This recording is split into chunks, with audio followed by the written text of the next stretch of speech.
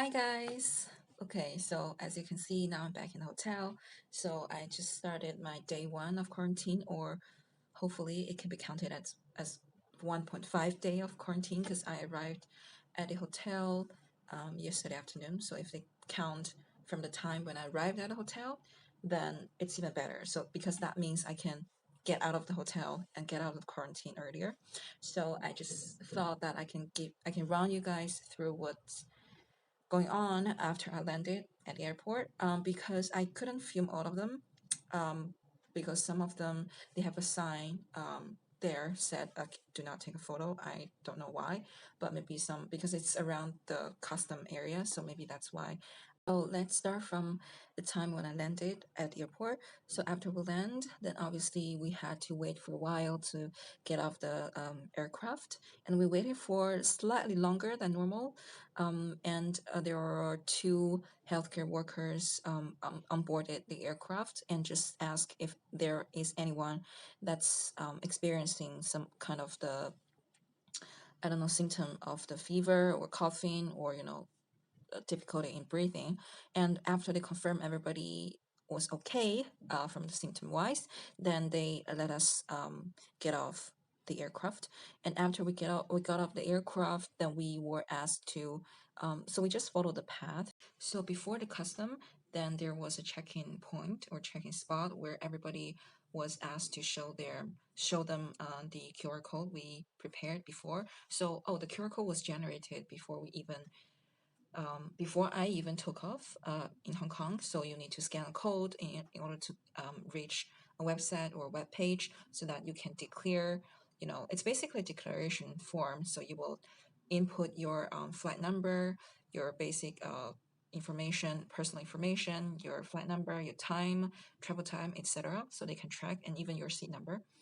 And after that, then you provide the QR code in the check-in spot after I landed in Shanghai. So, and then they will give you a piece of paper. So that agreement, that means you agree the government will gather your personal, like, I don't know, information because you're going to be tested. So you need to sign an agreement.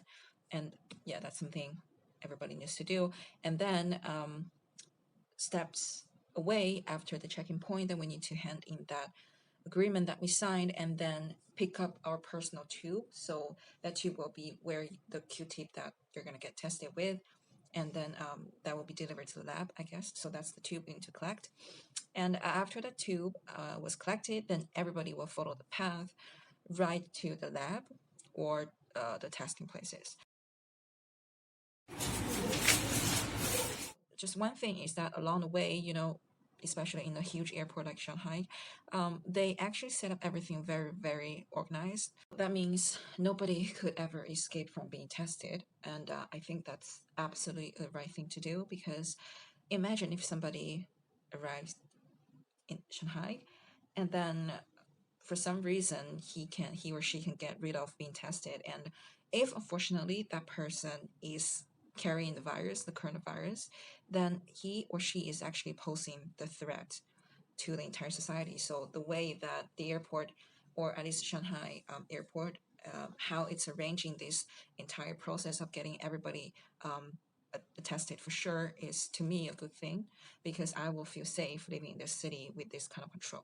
Because I have been living in Hong Kong and I didn't really live in mainland, so I didn't get tested that much as some of my friends did in mainland. So overall, in Hong Kong, I only had two testings, and the first one was so easy. That was the free community testing that Hong Kong government arranged, and the Q-tip that was used was like only this long.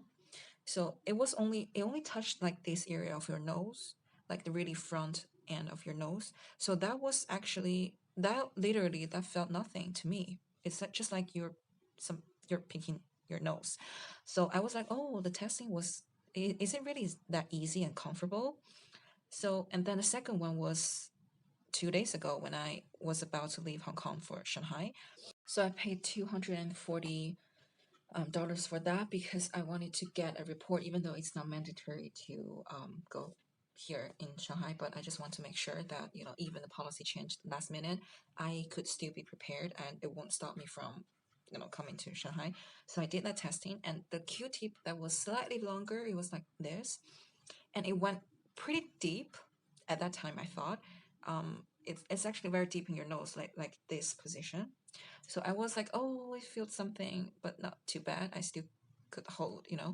So yeah, and after that testing, the real testing I had after I landed, the Q-tip was like this long. And because when I was queuing to get tested, I could actually see how people were getting tested. By looking at their reaction, it feels painful to me. So I was really nervous.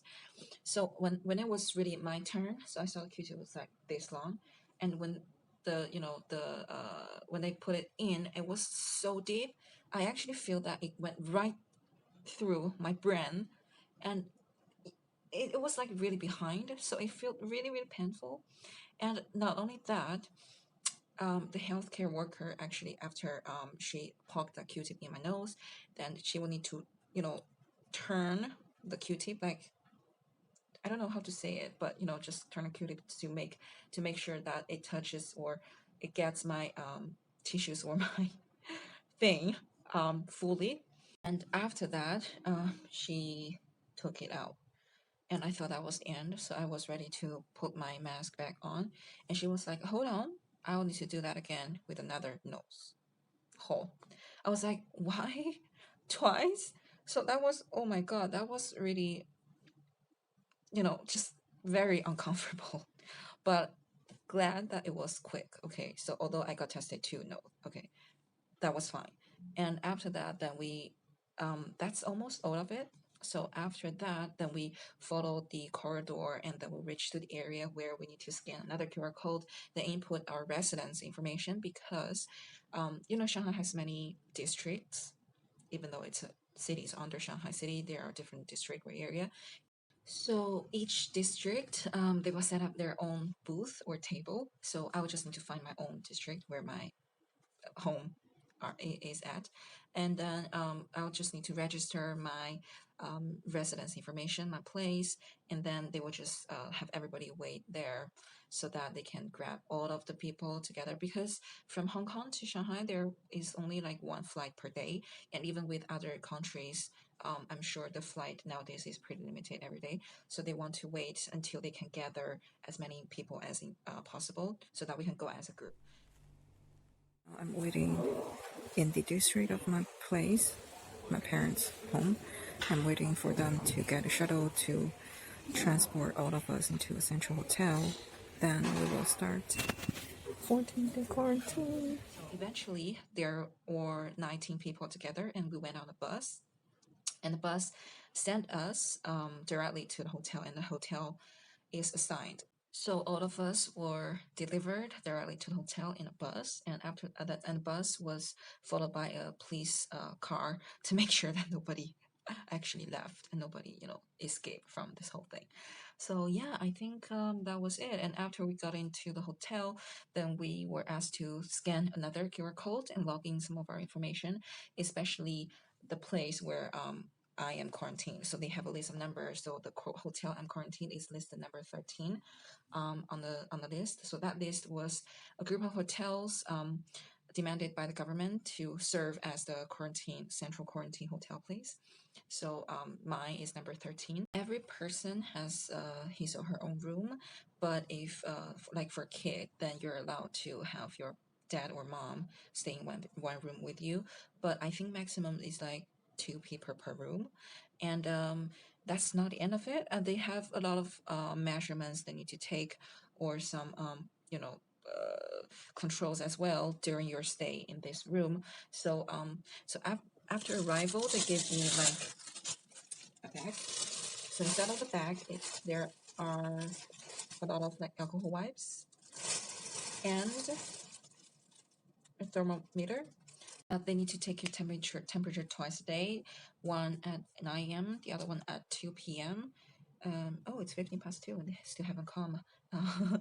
But yeah, and because it's 9 a.m., so during the weekend, if you want to, just get up later, you can actually measure your own temperature with the thermometer they give you, and then you can just you can write down your temperature and paste it outside of your door so they can just record it and without disturbing you from your sleep. And another thing is this one. I don't know what's it called. There's no English name. It's pretty, I don't know, technical. But this is it's a big jar of pills, and it's for disinfect. And after I poop, I need to leave my poop with this water with a tablet for 1 hour, and then I flush them. So I believe that that is to make sure that there is no virus content in my poop, because poop and the whole toilet system can be one factor causing the spread of the virus or further infection to other people in this building. So that was one of the measurement as well. And then another one is that they also give me this menu. So within this menu, there is everything I need to know, and they have English translation as well. So basically, I cannot order delivery, meaning the food cooked by other restaurant or other people. I think that's because they want to control less. They want to make sure that the possibility of like cross infection, they want to reduce the possibility as low as possible. So for deliveries, like for food cooked by others, then there is a possibility that that person, the cook, might be, he or she might get the virus that will infect me. And then because I'm on that flight, so if I get tested positive during because of the delivery, then the entire flight, other passengers might also, get some stricter testing or actions taken upon them. So that's one thing. But the packed food from online, that's totally fine. So I had my parents sending me some fruit, a lot of fruit, which I will insert a video now. No, Papa, Mama.